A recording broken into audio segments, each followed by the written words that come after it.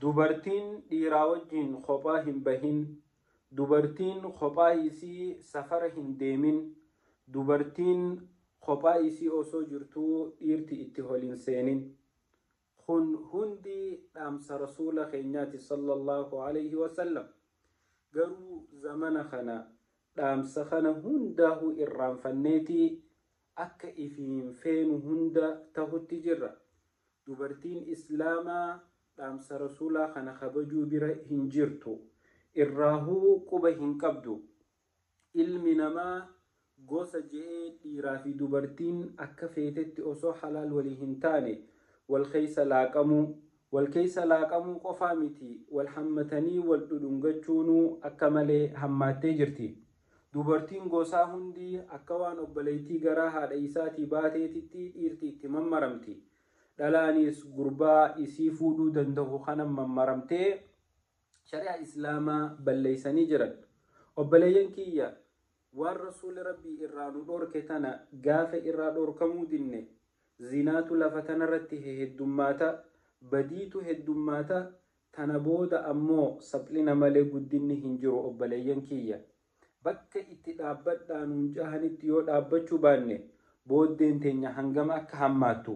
dubartii fi dhiirti hanguma wal keessa laaqaman takka zinaan heddummachuun, dubartiin kara hin taane nikaan ala ilmoo garatti baadhattee nama fiduun hundi bakka irraa dhaabbadhaa nuun jahan irraa dhaabbachuu dinneeti wanni kun hundi dhufti.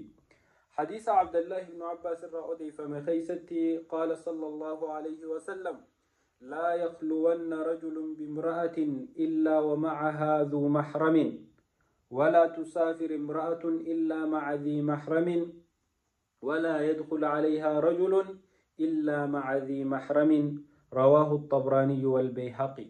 وبليا حديث عبد الله بن عباس الرأضي فما خيست ربي الرها جالته رسول ربي نجا في رحمني الرها جراته أكنجان: لا يخلون رجل بامرأة ديرتي توكو دبرتي تكفولي خباهم بهينيني إلا ومعها ذو محرم، يو إسي برا نمني محرمة، نمني إسي فرا إسي خيسا، نمني إسي فودون إرتي حرامي والجنجرات ملجان. إما أبا إسي إما أبليس إسي إما أبليتي هذا هبو أدادا ورأكنا خنا يو إسا إسي برجرات ملي ديرتي تك إنتلا دلا تكفوتي خباهم بهيني نجل. ولا تسافر امرأة إلا مع ذي محرم، دبرتين تكلين أمالي إملتو هنديميني يو نمني محرمة والجنجرات ملي. umraan dhaqa jettee deemuun isin taatu, hajjiin dhaqa jettee dubartiin takka xayyaara murattee deemuun isin taatu yoo mahramni abbaan manaa takkaan abbaan isii, takkaan adeerri isii, takkaan eessumni isii, takkaan intalti haboo, intalti adaadaa, kun hundi warra akkanaa kana warri isii fuudhuun irratti haraamii wajjin jiraatan malee dubartiin takka akkanumatti haatee safara feete deemuu hin dandeessu.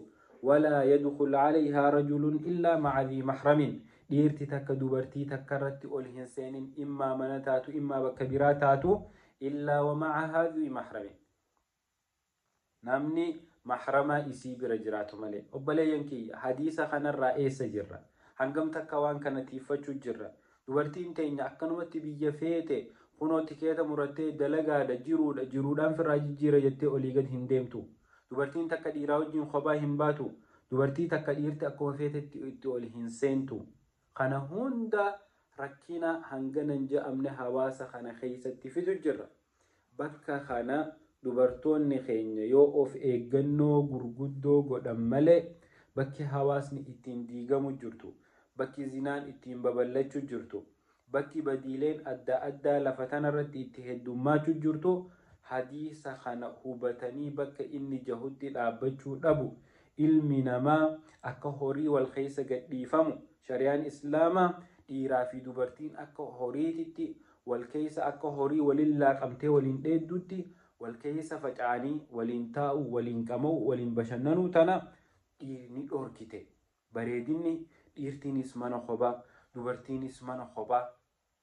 akkasi obboleeyyan kee ayyaana, aruuza, taaziyaa, maarree, giraajuweeshina rabbii keessan sodaadha. rabbii keessan sodaadha. dhiiraa fi dubartii walitti hin laaqamina. assalaamu alaikum.